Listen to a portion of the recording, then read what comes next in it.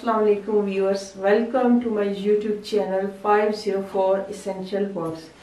As friends, आप जानते हैं कि हम लेसन नंबर 2 स्टार्ट कर चुके हैं और आज हम लेसन नंबर 2 का नंबर 5 वर्ड करेंगे जिसे कहते हैं इनहैबिट। इसकी स्पेलिंग है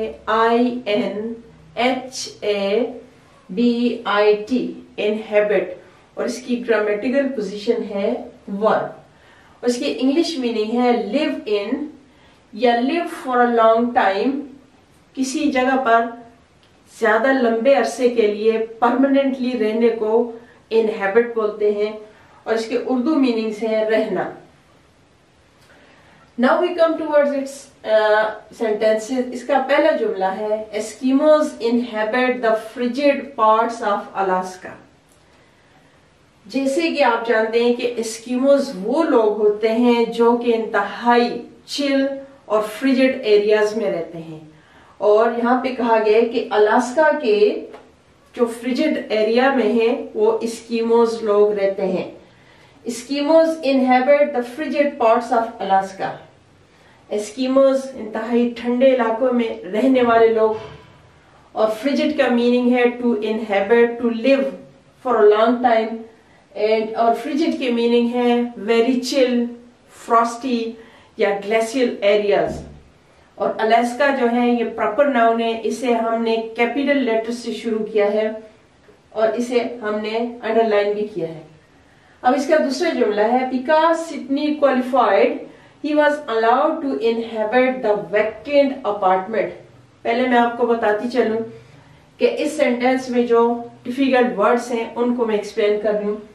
सिडनी ये प्रॉपर नाउन है, किसी इंसान का नाम है, और क्वालिफाइड के मीनिंग होते हैं to meet the needs, to prepare, to be, to able और टू कैपेबल, यानी किसी भी चीज के काबिल होना, उसकी डिमांड्स को पूरा करना, meets the needs of anything. He was allowed to inhabit the vacant. Vacant mean होते हैं empty, खाली, vacant, deserted apartment। यानी सिडनी ने किसी मकान को किराए पे लेने के लिए एप्लीकेशन दी, तो मालिक मकान ने जो जो उसकी डिमांड्स रखी हुई थी तो उन पे सिडनी पूरा उतरा, उसने सारी डिमांड्स को पूरा किया, तो उसने क्वालिफाई कर लिया। यानी जो जो डिमांड्स उन्होंने रखी थी उसने पूरी की, तो वो उसने क्वालिफाई कर लिया।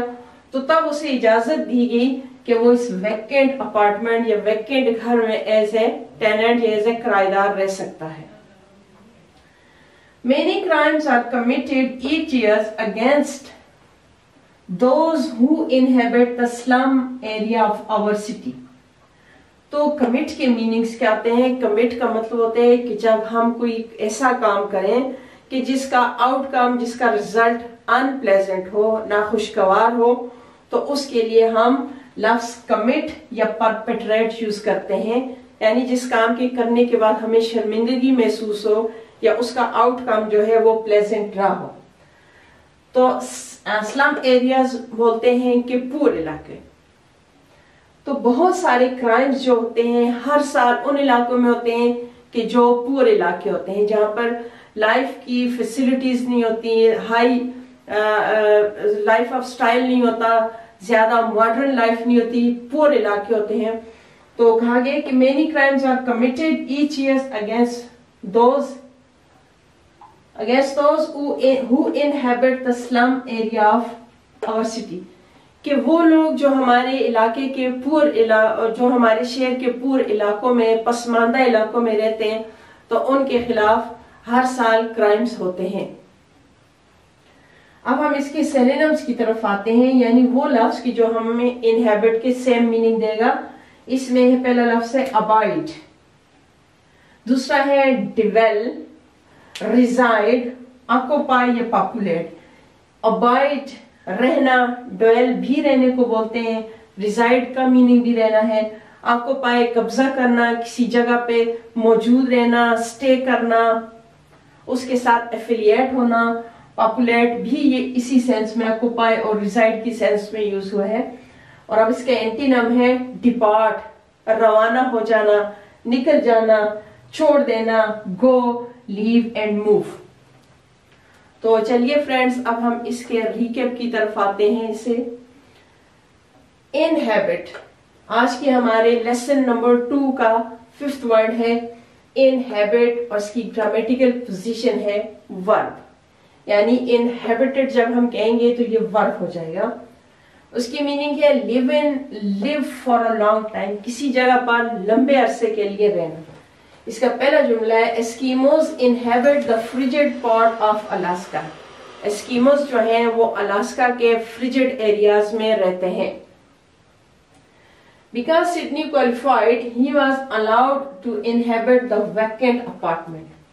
सिडनी ने घर किराए पे लेने के लिए एप्लीकेशन दी, तो उसका जो ऑनर था, लैंडलॉर्ड था, तो उसने जो रूल्स रेगुलेशंस रखे थे उन पे सिडनी पूरा उतरा, उन पे फिट हुआ, तो उसको इजाजत दी गई कि वो इस वैकेंट अपार्टमेंट में रह सकता है। Many crimes are committed. Committed or perpetrated होता है कि वो काम जिसका जब हम कर लें और उसका नतीजा सेटिस्फैक्ट्री ना हो, अनप्लेजेंट हो, तो उसके लिए committed या perpetrate लफ्ज यूज होता है। Many crimes are committed each year against those who inhabit the slum area of our city.